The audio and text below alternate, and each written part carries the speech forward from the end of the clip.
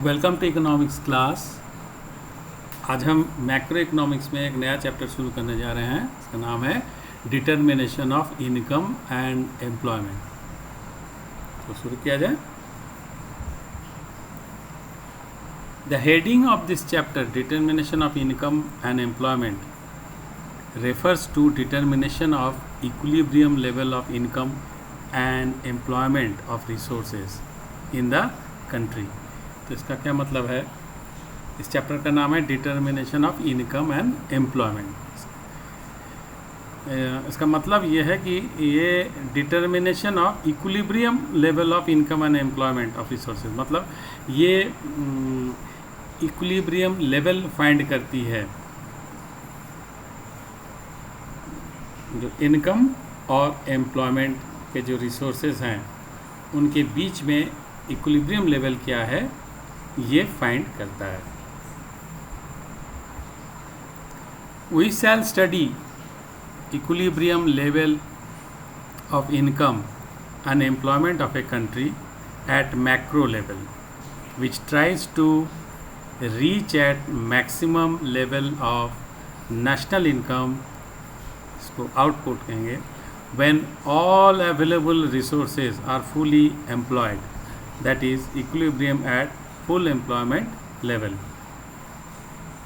इससे हमें equilibrium level हम लोग फाइंड करते हैं मैक्रो लेवल में, माइक्रो लेवल में नहीं। माइक्रो लेवल में हम लोग किए हैं 11 में, जैसे प्रोड्यूसर्स इक्विलिब्रियम वगैरह निकाले हैं, तो उसी तरह से ये मैक्रो लेवल में इसको हम लोग निकालेंगे कि maximum level of national income क्या हो।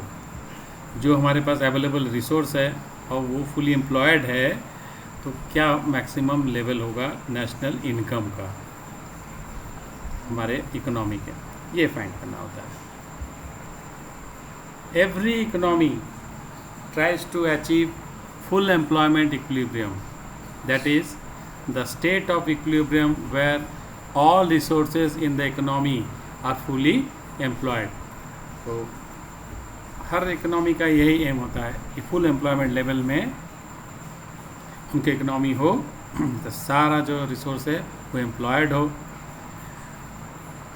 और उस स्टेज में इक्विलिब्रियम हो, ये एम होता है। There are two views, classical and Keynesian, about it. Classical economists thought that equilibrium level of income is established only at full employment level।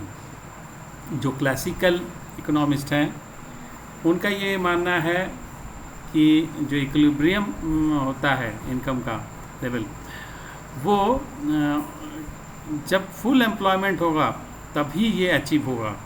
सारा रिसोर्स जब फुली एम्प्लॉयड होगा तभी ये पॉसिबल है, उनका ये कहना है। Whereas Keynes thought it is established generally below the level of full employment। तो कीन्स जो इकोनॉमिस्ट हैं उनका सोच क्या है? उनका कहना ये है कि ये फुल एम्प्लॉयमेंट लेवल में नहीं होगा, उससे नीचे ही होगा, जिसको कहते हैं अंडर एम्प्लॉयमेंट इक्विलिब्रियम। मतलब ज़रूरी नहीं कि सारे रिसोर्स जो है एम्प्लॉयड हो तभी अचीव हो, ऐसा नहीं है, ये उनका मानना है। Although classicals and Keynes hold similar views on aggregate demand, yet their concepts of aggregate supply are different. तो जो एग्रीगेट डिमांड है उन पे तो उनका विचार सिमिलर ही है, एक जैसा ही है, लेकिन एग्रीगेट सप्लाई पे उनका विचार अलग अलग है। तो देखते हैं क्या उनका विचार है। Classicals approach of aggregate supply, पहले तो देखते हैं क्लासिकल इकोनॉमिक्स का व्यू क्या है।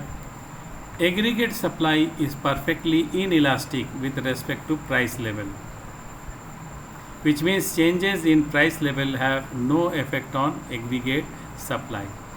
उनका ये कहना है जो सप्लाई होगा एग्रीगेट, उसका प्राइस लेवल से कोई मतलब नहीं होगा, प्राइस चेंज का कोई असर नहीं पड़ेगा, क्योंकि सब फुल एम्प्लॉयड है और उसका सप्लाई संभव नहीं है, तो प्राइस का कोई असर नहीं होगा, ये उनका मानना है। तो उनका जो ग्राफ होगा इस तरह का होगा, देखा। As a result classical aggregate supply curve is vertical line parallel to Y axis, parallel to Y axis के पैरेलल होगा। Aggregate supply would always be at full employment level of output, क्योंकि यही उनका एजम्पशन है कि always full employment रहेगा। तो resource तो फुल एम्प्लॉयड है तो उसका सप्लाई ना बढ़ेगा ना घटेगा, प्राइस कुछ भी हो, सप्लाई स्थिर रहेगा उसी पॉइंट पे। तो इससे घटेगा भी नहीं बढ़ेगा भी नहीं, बल्कि ऑलवेज सप्लाई यही रहेगा वो क्यू। ये उनका विचार है उन लोगों का। अब देखते हैं कीन्स का विचार क्या है। कीन्सियन अप्रोच ऑफ एग्रीगेट सप्लाई, ये भी देखते हैं। तो इसमें ये देखिए ग्राफ दूसरे तरह का हो गया। इसमें इनका ये कहना है aggregate supply curve is perfectly elastic with respect to price till the full employment level of output is reached. यहाँ तक परफेक्टली इलास्टिक है।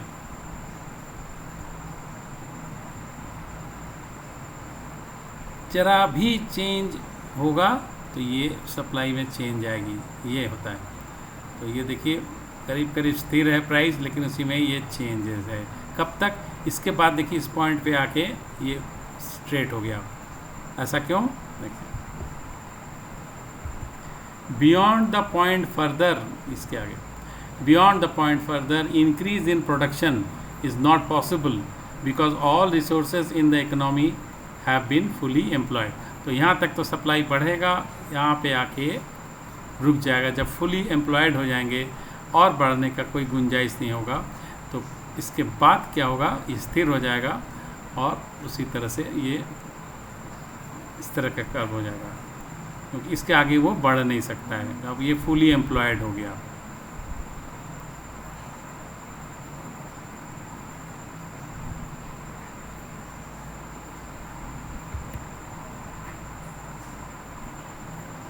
As a result, aggregate supply curve becomes perfectly inelastic with respect to prices at full employment level of output, as shown in the figure where OQ represents full employment level of output. तो यहाँ तो ये पे जाके वो स्थिर हो जाएगा, यहाँ पे आके ये परफेक्टली इनइलास्टिक हो जाएगा। अब इसमें कोई चेंज नहीं आएगा। ये है कीन्स का विचार कि एक लेवल तक ये बढ़ता रहेगा, जैसे ही ये फुल एम्प्लॉयमेंट लेवल में आ जाएगा ये स्थिर हो जाएगा। और जबकि क्लासिकल का विचार था शुरू में ही कि ये हमेशा फुल एम्प्लॉयमेंट लेवल में ही काम करेगा, इसलिए ये एक लाइन जैसे आपने देखा था वैसा रहेगा। तो इतना ही है आज के क्लास में। आगे हम लोग अभी बहुत सारी चीज़ जानना है इस चैप्टर में, हम लोग करेंगे। Thank you.